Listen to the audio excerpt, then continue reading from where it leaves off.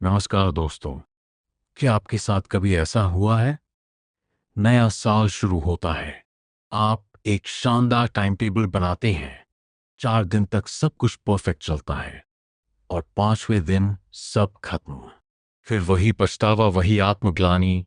हम खुद को समझाते हैं कि हम आलसी हैं या हम में इच्छा शक्ति की कमी है। लेकिन क्या आपको सच पता है, कंसिस्टेंसी का इच्छा शक्ति से बहुत कम लेना देना है। आज मैं आपको उन टॉप 0.01% एक्सपर्ट्स की दुनिया में ले जाऊंगा जो कंसिस्टेंसी को सिर्फ डिसिप्लिन नहीं बल्कि फिजिक्स, बायोलॉजी और फिलॉसफी के नजरिए से समझते हैं। आज आप जानेंगे कैसे ब्रह्मांड के नियम आपके खिलाफ काम करते हैं और आप उन्हें अपने पक्ष में कैसे मोड़ सकते हैं। इसे हम अलग अलग पार्ट में समझेंगे। Part 1, physics of the mind, entropy. सबसे पहले बात करते हैं भौतिक विज्ञान के एक अटल नियम की, एंट्रोपी। एंट्रोपी का मतलब है इस ब्रह्मांड की हर चीज स्वाभाविक रूप से बिखराव और अव्यवस्था की ओर बढ़ती है। आपका मस्तिष्क आपके शरीर की कुल ऊर्जा का लगभग 20% इस्तेमाल करता है। जब भी आप कुछ नया या अनुशासित करने की कोशिश करते हैं तो आप इस प्राकृतिक नियम के खिलाफ जा रहे होते हैं। आपका दिमाग सोचता है ये अननेसेसरी एनर्जी वेस्ट है। इसलिए जब आप रुक जाते हैं तो इसका मतलब ये नहीं कि आप वीक हैं। एक्सपर्ट इनसाइट, आपका दिमाग आपको थकने से बचा रहा है। ये आपका दुश्मन नहीं बल्कि एक एनर्जी सेविंग मशीन है। सीख क्या है?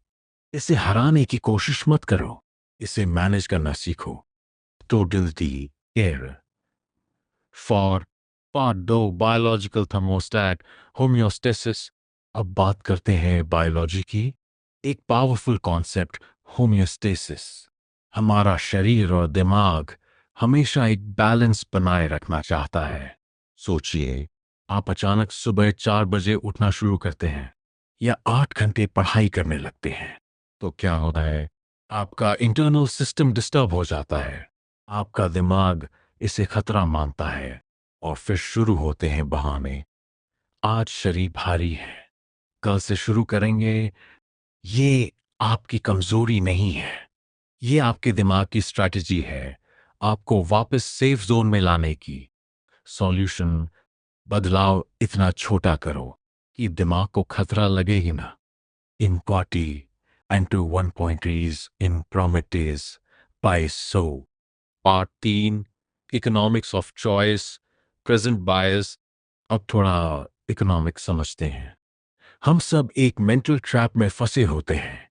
प्रेजेंट बायस मतलब आज मिलने वाला छोटा आराम हमें भविष्य की बड़ी सफलता से ज्यादा वैल्यूएबल लगता है।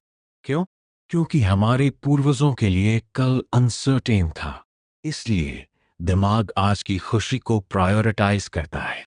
यही वजह है कि आप नेटफ्लिक्स चुनते हैं, पढ़ाई नहीं। एक्सपर्ट्स क्या करते हैं? वे फ्यूचर रिवार्ड को आज ही फील करना सीखते हैं।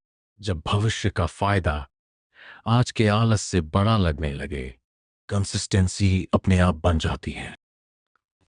Part 4, identity shift, being versus doing. अब बात करते हैं फिलॉसफी की। सबसे बड़ी गलती क्या है? आप कहते हैं मुझे पढ़ाई करनी है, लेकिन एक्सपर्ट्स कहते हैं मैं एक विद्यार्थी हूं। फर्क समझो। डूइंग में एफर्ट लगता है, बीइंग में आइडेंटिटी बनती है। जब आपकी पहचान बदल जाती है तो एक्शंस अब आप बदल जाते हैं। एक रनर को मोटिवेशन नहीं चाहिए क्योंकि वो रनर है। इसलिए काम मत करो, वो इंसान बनो जो वो काम करता है। Part 5, myth of linear progress.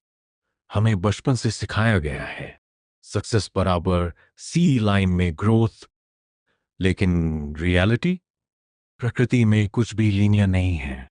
दिन रात, मौसम, समुद्र की लहरें, सब कुछ साइकिल्स में चलता है। तो आप हर दिन परफेक्ट कैसे रह सकते हैं? रियल कंसिस्टेंसी बराबर साइक्लिकल कंसिस्टेंसी। मतलब कभी हाई कभी लो, कभी रेस्ट कभी पुश। अगर एक दिन मिस हो गया तो वो फेल्योर नहीं है, वो आपके साइकिल का हिस्सा है। एक्सपर्ट्स खुद को ब्लेम नहीं करते, बस अगले दिन वापस ट्रैक पर आ जाते हैं। तो आज की असली सच्चाई ये है, दुनिया तुम्हें हर दिन हराने की कोशिश करेगी। तुम्हारा दिमाग तुम्हें रोकने की कोशिश करेगा और तुम्हारी आदतें तुम्हें वहीं बंद रखेंगी जहां तुम अभी हो। लेकिन फर्क सिर्फ इतना है, कुछ लोग इन तीनों के आगे झुक जाते हैं और कुछ लोग इन्हें समझकर इनके ऊपर उठ जाते हैं। कंसिस्टेंसी कोई टैलेंट नहीं है, ये एक सिस्टम है जिसे तुम या तो समझते हो या फिर जिंदगी भर स्ट्रगल करते हो। तो तुम वही इंसान रहोगे या फिर वो बनोगे जिसे देखकर बाकी लोग कहेंगे ये अलग है। फैसला तुम्हारा है, क्योंकि अंत में तुम वही बनते हो जो तुम रोज दोहराते हो।